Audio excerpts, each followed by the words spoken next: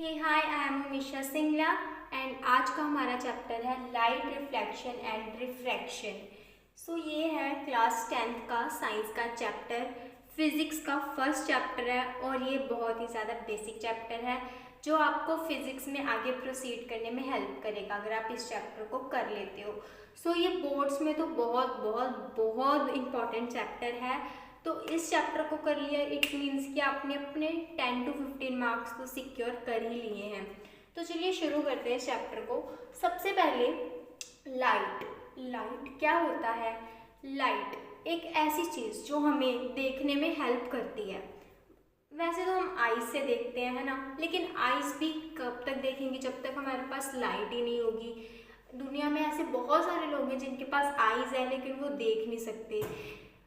और ऐसा है कि जब तक हमारे पास लाइट नहीं होगी तब तक हम आइज से भी नहीं देख सकते।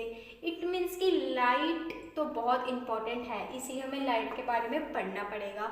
इसमें हम लाइट के रिफ्लेक्शन के बारे में और रिफ्रैक्शन के बारे में, दोनों के बारे में पढ़ने वाले हैं। So light is a form of energy. कोई लोग बोलते हैं कि लाइट पार्टिकल है, कुछ लोग बोलते हैं कि लाइट वेव है, लेकिन हमारे लिए तो लाइट एक फॉर्म ऑफ एनर्जी है दोनों ही केसेस में। तो लाइट हमारे पास, जैसे अब हम बहुत सारी चीज़ें देख सकते हैं। हम डायमंड की चमक को देख सकते हैं, जेम्स की चमक को देख सकते हैं, उनकी शाइनी नेचर को देख सकते हैं, और भी तमाम कितनी सारी ऐसी चीज़ें हैं जो हम लाइट की हेल्प से देख सकते हैं। तो वी थैंक गॉड कि हमारे पास आइज़ है और लाइट आ रही है, उसकी वजह से हम देख पा रहे हैं। सबसे पहले तो हमारे पास नेचुरल सोर्स क्या है लाइट का, वो है सनलाइट। जो सन है, तो सन नेचुरली हमें लाइट दे रहा है और उसी की वजह से हमारे धरती चल रही है। तो नेचुरल फॉर्म तो यही है लाइट की। बाकी बहुत सारी फॉर्म्स हैं जो इंसानों ने भी बनाई हैं, ह्यूमंस ने भी बनाई हैं, जिनमें टॉर्च लाइट्स आ गए, ट्यूबलाइट्स आ गए। तो ये नेचुरल नहीं है, ये मैन मेड है। अच्छा, तो अभी शुरू करते हैं हम अपना chapter light reflection and refraction, जिसमें हमारा फर्स्ट टॉपिक आता है कि लाइट होता क्या है, what is light. So light, देखो इस चैप्टर को आप लाइट मत लेना। अगर इसका नाम लाइट है तो इट मीन्स ये नहीं है कि आप इस चैप्टर को लाइटली ले लो। ये चैप्टर है बहुत इंपॉर्टेंट। सो आप प्लीज़ इस चैप्टर को तो कर ही जाना अपने बोर्ड्स एग्जाम के लिए, और वैसे भी आपको नॉलेज के लिए आना चाहिए, फिजिक्स का चैप्टर है ये। अच्छा, तो light is a form of radiant energy. Light is the form of radiant energy. एक एनर्जी की ही फॉर्म होती है लाइट। लाइट से हमारे पास एनर्जी आती है। अच्छा, मैंने बोला था कि जो लाइट है उससे हमारा पूरा अर्थ चलता है सनलाइट की हेल्प से। कैसे चलता है, देखो सनलाइट प्लांट के ऊपर गिरती है और प्लांट सनलाइट की हेल्प से ही अपना फूड बनाता है। आपने सुना होगा फोटोसिंथेसिस। तो फोटोसिंथेसिस से जो होता है वो in the presence of sunlight ही होती है। तो अगर प्लांट खाना नहीं बनाएगा तो क्या ये पूरी दुनिया चल पाएगी, हम इंसान हो पाएंगे? सो ये तो हम इमेजिन भी नहीं कर सकते। सो इसीलिए लाइट एक बहुत इंपॉर्टेंट चीज़ बन जाती है, और स्पेशली सनलाइट एक नेचुरल सोर्स है लाइट का। तो चलिए देखते हैं कि लाइट क्या होता है। Light is a form of radiant energy. तो ये हमें एक सेंसेशन प्रोवाइड करती है देखने के लिए, दैट प्रोवाइड्स सेंसेशन टू सी।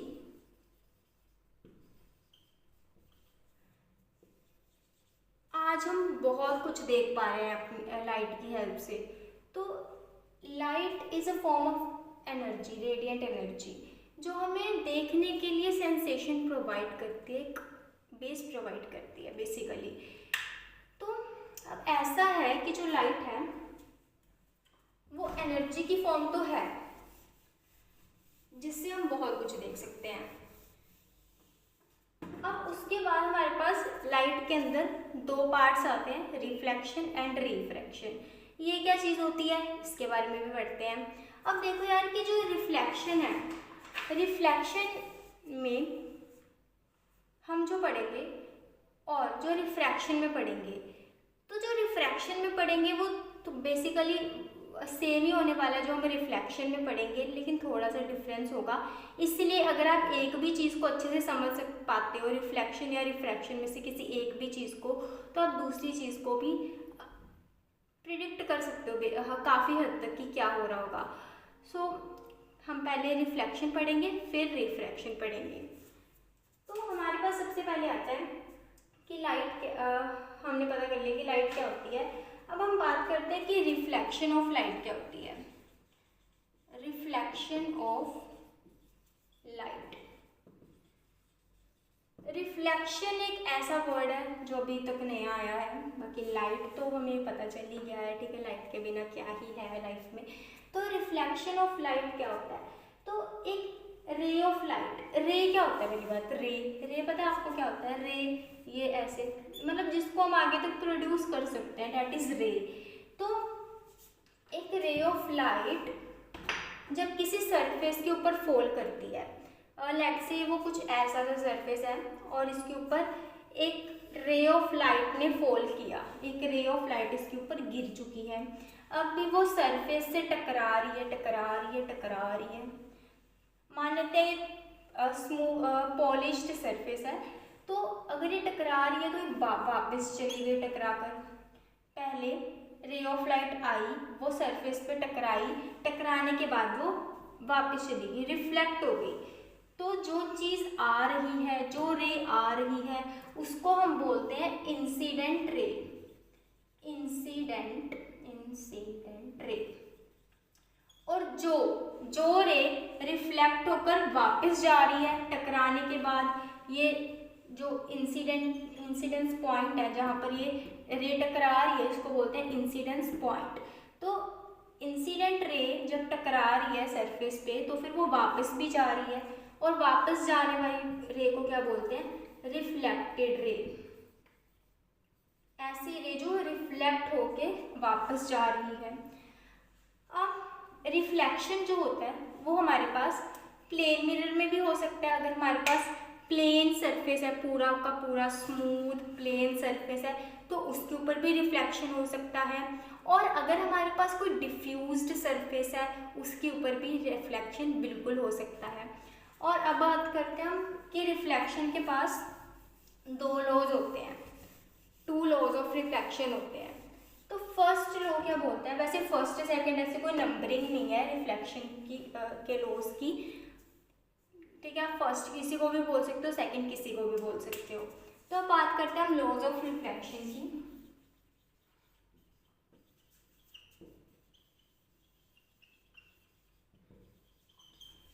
जिसमें हमारे पास पहला लॉ आता है कि इंसिडेंट रे और जो रे रिफ्लेक्ट होकर जा रही है, रिफ्लेक्टेड रे एंड नॉर्मल क्या होता है अभी बता देती हूँ। तो नॉर्मल को पहली बात हम नॉर्मल रे नहीं लिखेंगे, बहुत ऐसे बच्चे लिख देते हैं इंसिडेंट रे, रिफ्लेक्टेड रे, नॉर्मल रे। हम नॉर्मल को नॉर्मल ही लिखेंगे क्योंकि नॉर्मल कोई रे नहीं है। Incident ray, reflected ray and normal all lie in the same plane. अब इसका क्या मतलब है? आपके पास कोई ऐसा प्लेन है, ठीक है, मैंने एक प्लेन ऐसे ज्यूम कर लिया कि आपके पास कोई प्लेन है। अब इसके ऊपर, इस प्लेन के ऊपर आपने लाइट की रे को फॉल कराया। अब जो लाइट की रे इसके ऊपर फॉल हो रही है, उसको हमने क्या बोला? इंसिडेंट रे बोला। इंसिडेंट रे फॉल होने के बाद यही सेम रे रिफ्लेक्ट होगी उस सरफेस से, तो हमने बोल दिया this is reflected ray.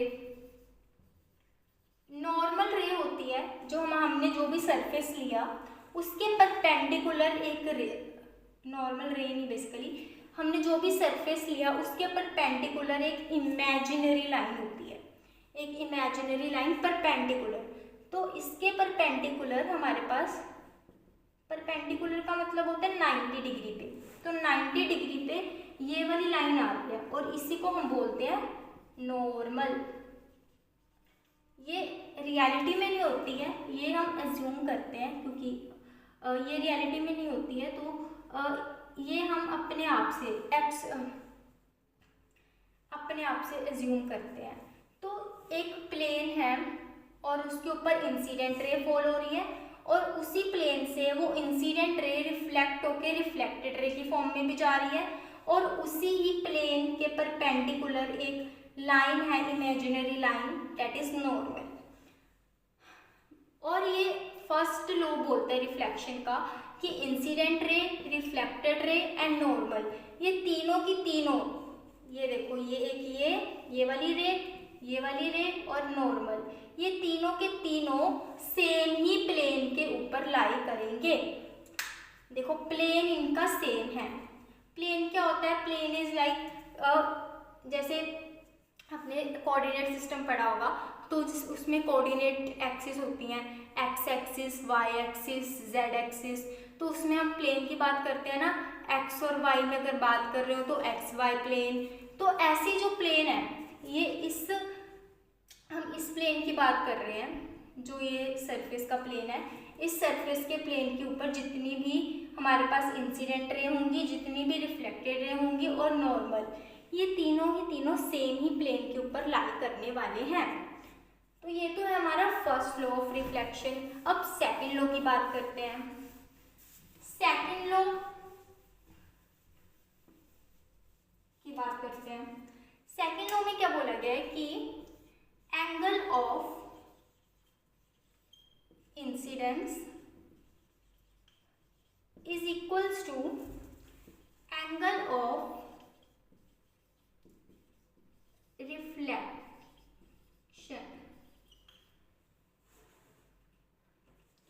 Angle of incidence क्या होता है? अब देखो हमारे पास ऐसा था डायग्राम थी, हमारे पास एक प्लेन था, उसके ऊपर हमने इंसिडेंट रे को फॉल कराया। इंसिडेंट रे,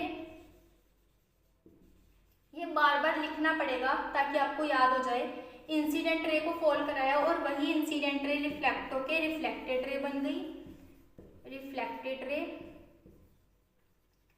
अभी नॉर्मल भी बना लिया था जो सरफेस के परपेंडिकुलर है, तो दिस इज नॉर्मल। अब देखो नॉर्मल और इंसिडेंट रे के बीच में जो एंगल बनेगा, दिस एंगल समझते हो ना? अब देखो इंसिडेंट रे और नॉर्मल, इन दोनों के बीच में जो एंगल बनेगा, दिस एंगल, इसको हम बोलेंगे एंगल ऑफ इंसिडेंस। एंगल का सिंबल हम ऐसे दिखाते हैं, तो इसको हम बोलेंगे एंगल ऑफ इंसिडेंस। और रिफ्लेक्टेड रे और नॉर्मल के बीच में जो एंगल बनेगा, उसको भी हम बोलेंगे एंगल ऑफ इंसिडेंस, क्योंकि एंगल ऑफ इंसिडेंस और एंगल ऑफ रिफ्लेक्शन तो इक्वल ही हैं। तो इसको फिर से बताती हूँ। देखो ये प्लेन है, इसके ऊपर हमने नॉर्मल इमेजिनरी एज्यूम कर लिया। अभी जो नॉर्मल है और जो इंसिडेंट रे है, इसके बीच में जो एंगल बनेगा, that is angle of incidence. और जो नॉर्मल है और जो रिफ्लेक्टेड रे है, इसके बीच में जो एंगल बनेगा, that is angle of reflection. अभी सेकेंड लॉ बोलता है कि angle of incidence is always equals to angle of reflection. अभी ये तो याद हो जाता है बच्चों को, क्या याद नहीं होता? वो ऑलवेज वर्ड याद नहीं रहता। ऑलवेज मतलब हमेशा, हमेशा ही angle of incidence angle of reflection के इक्वल होगा। चाहे कोई सा भी सरफेस आ जाए, कोई सा भी मिरर आ जाए, चाहे वो प्लेन मिरर हो, चाहे वो कन्वेक्स मिरर हो, चाहे वो कनकेव मिरर हो, चाहे वो स्फेरिकल मिरर हो, कोई भी मिरर हो, वो ये लॉ हमेशा वैलिड रहेगा। कई बार हमें ऐसा लगेगा अपनी जर्नी में साइंस की कि इंसिडेंस एंगल और रिफ्लेक्टेड एंगल इक्वल नहीं है, लेकिन हमारे लगने से क्या होता है, वो तो इक्वल ही होंगे। तो ये ऑलवेज वर्ड भी ऐड कर लेना अपने नोट्स में कि एंगल ऑफ इंसिडेंस और एंगल ऑफ रिफ्लेक्शन हमेशा ही इक्वल होंगे। और यही थे हमारे laws of reflection. Laws of reflection के बाद हमारे पास जो टॉपिक आते हैं, वो आते हैं मिरर्स के बारे में। इस चैप्टर में हमें बेसिकली दो मिरर्स के बारे में पढ़ना है, plane mirror and spherical mirror. Spherical mirror के भी आगे टाइप्स हैं और उन टाइप्स के बारे में पढ़ना है। तो चलिए शुरू करते हैं हम अपने प्लेन मिरर से।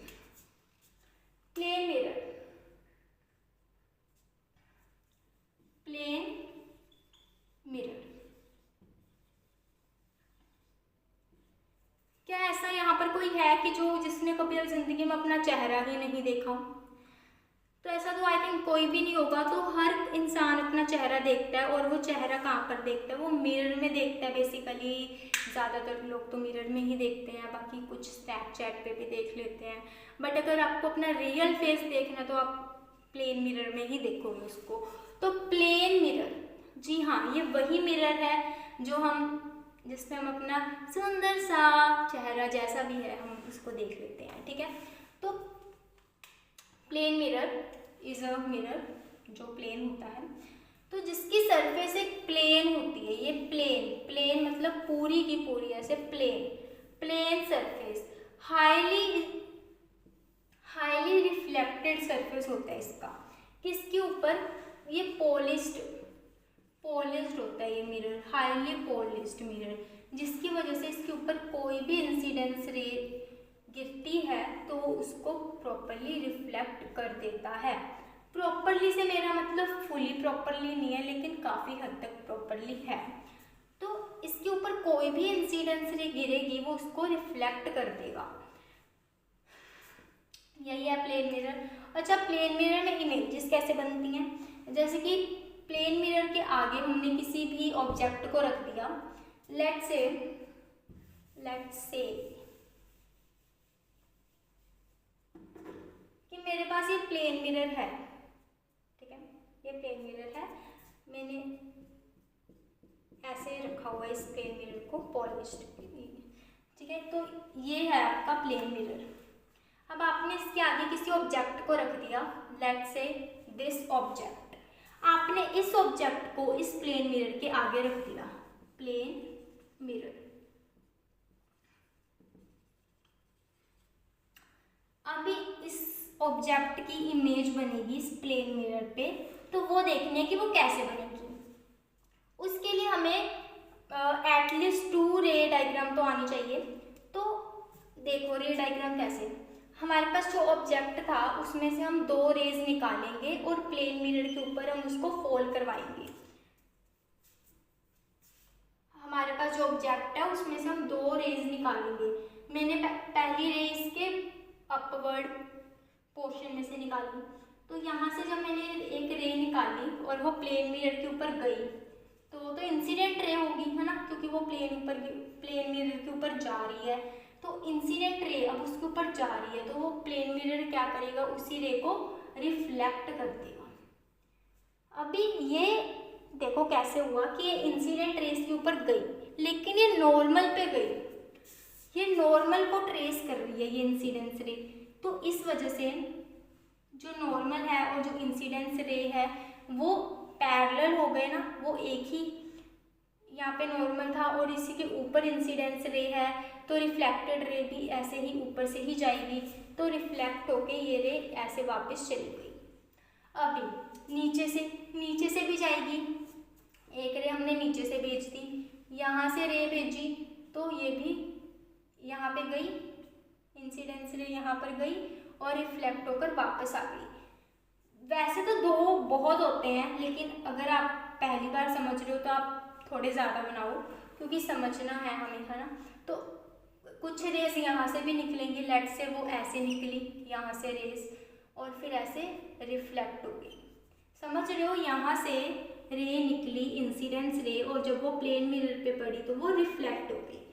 फिर यहाँ से भी निकलेंगी रेस, तो यहाँ से जब वो रेस निकल रही हैं तो प्लेन मिरर के साथ टकराकर वो रिफ्लेक्ट हो जाएंगी।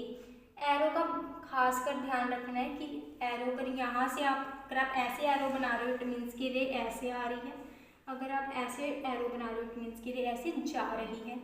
अभी क्या करना है, अभी जो रिफ्लेक्टेड रेस हैं उनको पीछे लाकर हमें मिलाना है। तो मैंने इसको पीछे लाया, इसको भी पीछे लाकर मिला दिया, इसको भी पीछे लाकर मिला दिया।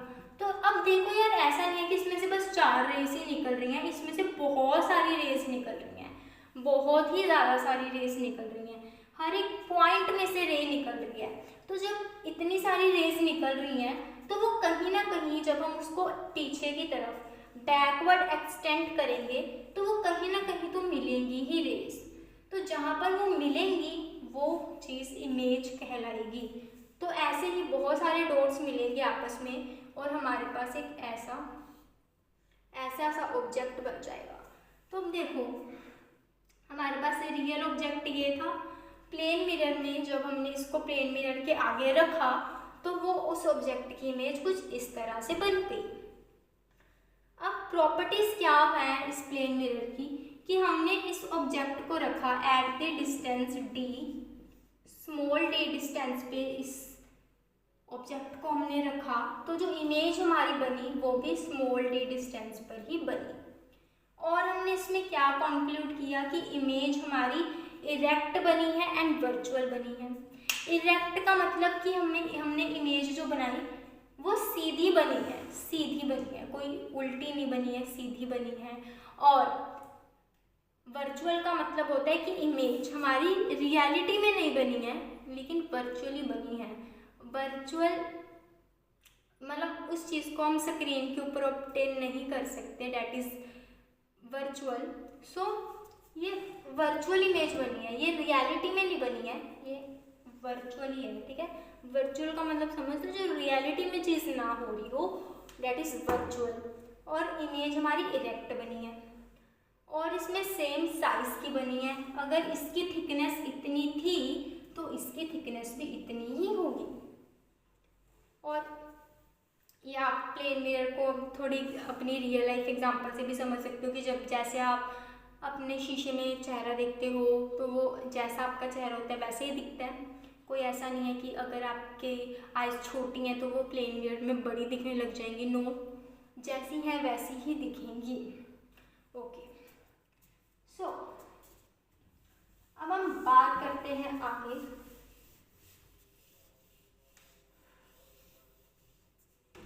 कनकेव मिरर की, कन्वेक्स मिरर की। तो कनकेव मिरर की बात करते हैं।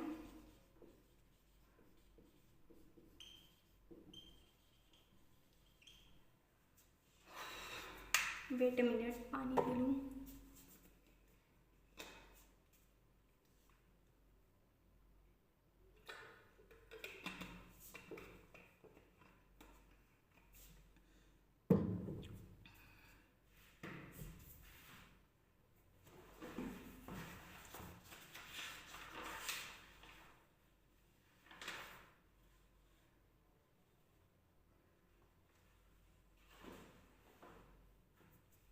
जी हाँ, अब देखिए कनकेव मिरर की अगर हमें बात करनी है, कन्वेक्स मिरर की अगर हमें बात करनी है तो उससे पहले हमें स्फेरिकल मिरर की बात करनी पड़ेगी, क्योंकि कन्वेक्स मिरर, कनकेव मिरर ये दोनों ही किसके पार्ट्स हैं? स्फेरिकल मिरर के पार्ट्स हैं।